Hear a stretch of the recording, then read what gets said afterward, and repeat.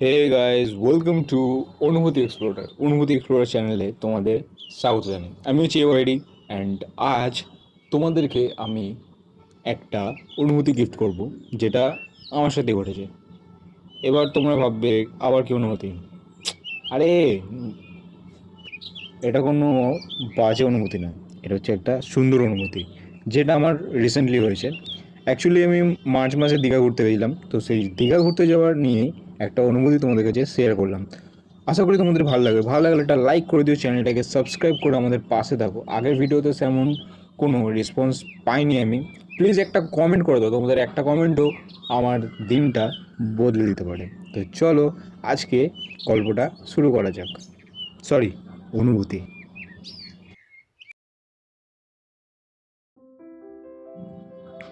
সমুদ্রের কাছে গেলেই মনে হয় পৃথিবীর সব শব্দ যেন থেমে গেছে। শুধু ঢেউ আর হৃদয়ের কথা শোনা যাচ্ছে। দীঘা নামটা শুনলেই চোখের সামনে ভেসে ওঠে নীল সমুদ্র, দূরে মিলিয়ে যাওয়া দিগন্ত, আর একের পর এক আছড়ে পড়া ঢেউ। কিছু জায়গা শুধু ঘোরার জন্য হয় না, কিছু জায়গা অনুভব করার জন্য হয়।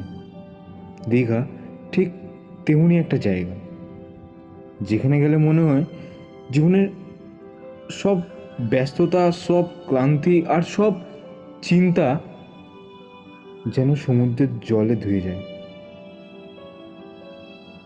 আমাদের যাত্রাটা শুরু হয়েছিল হাওড়া স্টেশনে থেকে। ভ্রমণের আনন্দ শুরু হয়ে গন্তব্যে পৌঁছানোর আগেই। ট্রেনের জানলার পাশে বসে বাইরের দৃশ্য দেখতে দেখতে মনে হয় আমি ধীরে ধীরে আমার পরিচিত পৃথিবী থেকে দূরে সরে যাচ্ছি। শহরের কোলাহল পিছনে পড়ে যায়, আর সামনে অপেক্ষা করে এক নতুন অনুভূতি। মনে তখন শুধু একটাই কথা, আর একটু পরেই আমি সমুদ্রের সামনে যাব। দীঘা পৌঁছতে পৌঁছতে অ্যাকচুয়ালি বিকাল হয়ে গেছিলো, যেহেতু ট্রেন লেট ছিল। তো দীঘা পৌঁছে যখন বিকালবেলাতেই সমুদ্রের সামনে প্রথমবার দাঁড়িয়েছিলাম না, সিরিয়াসলি বলছি, বিশ্বাস করো, সেই মুহূর্তটা ভাষায় প্রকাশ করা কঠিন। দূর থেকে ঢেউয়ের শব্দ যখন কানে আসে না, মনের সব ক্লান্তি, সব দুঃখ, সব বেদনা যেন এক নিমিষে ধূলিসাৎ হয়ে যায়। আর সামনে শুধু নীল জলরাশি, যেন প্রকৃতি নিজের সমস্ত সৌন্দর্য এক জায়গায় সাজিয়ে রেখেছে। সেই মুহূর্তে মানুষ নিজেকে খুব ছোট মনে করে, আর প্রকৃতিকে খুব বড়। ভেজা বালির ওপর খালি পায়ে হাঁটার অনুভূতি সত্যিই আলাদা। একটা সময় পর একটা ঢেউ এসে পা ছুঁয়ে যায়, মনে হয় সমুদ্র যেন নীরবে কথা বলছে। কোনো অভিযোগ নেই, কোনো তাড়া নেই, শুধু শান্তি। সেই মুহূর্তটা মনে হয় সুখ মানে হয়তো এটাই। তারপরের দিন ভোরবেলা এক অন্যরকম সৌন্দর্য নিয়ে হাজির হয় সমুদ্র। সূর্য যখন ধীরে ধীরে সমুদ্রের বুক থেকে উঠে আসে, মনে হয় যেন নতুন আশা জন্ম হচ্ছে। আর সন্ধ্যায় সূর্য যখন লাল আভা ছড়িয়ে বিদায় নেয়, তখন চারপাশে তৈরি হয় এক মায়াবী পরিবেশ। এই দৃশ্য চোখে নয়, হৃদয়ে গেঁথে যায়।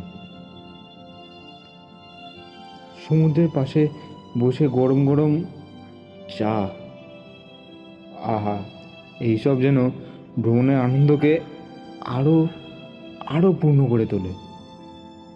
স্বাদের সঙ্গে মিশে থাকে জায়গাটার স্মৃতি, যা অনেক দিন পর্যন্ত মনে থেকে যায়। দীঘায় তোলা ছবিগুলো শুধু ছবি নয়, প্রতিটা ছবির পিছনে থাকে একটা মুহূর্ত, একটা অনুভূতি, একটা হাসি।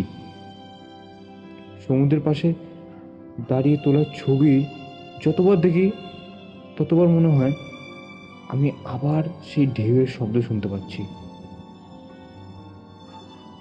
সমুদ্র শেখায় যত বাধাই আসুক থেমে থাকা যাবে না। ঢেউ যেমন বারবার ফিরে আসে, জীবনও তেমনই এগিয়ে চলার নাম। সমুদ্রের গভীরতা মনে করিয়ে দেয় মানুষের ভেতরেও অনেক অজানা অনুভূতি লুকিয়ে থাকে।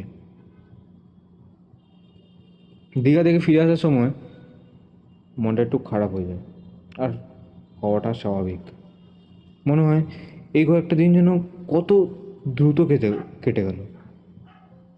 কিন্তু দীঘা শুধু একটি ভ্রমণের জায়গা নয়, দীঘা হলো এমন এক অনুভূতি যা বারবার ডাক দেয়।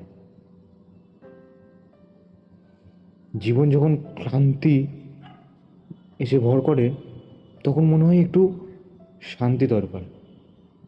তখন একবার সমুদ্রের কাছে চলে যাওয়া উচিত, কারণ সমুদ্র কথা বলে না, তবুও অনেক কিছু বুঝিয়ে দেয়। দীঘা শুধু চোখে দেখা যায় না, দীঘা অনুভব করা যায়।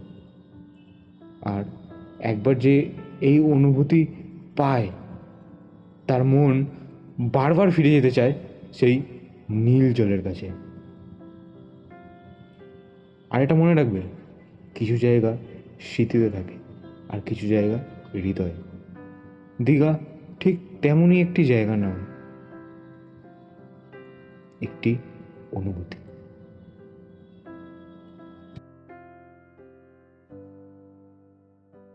তো গাইস, তোমাদের কেমন লাগলো আমার এই অনুভূতিটা?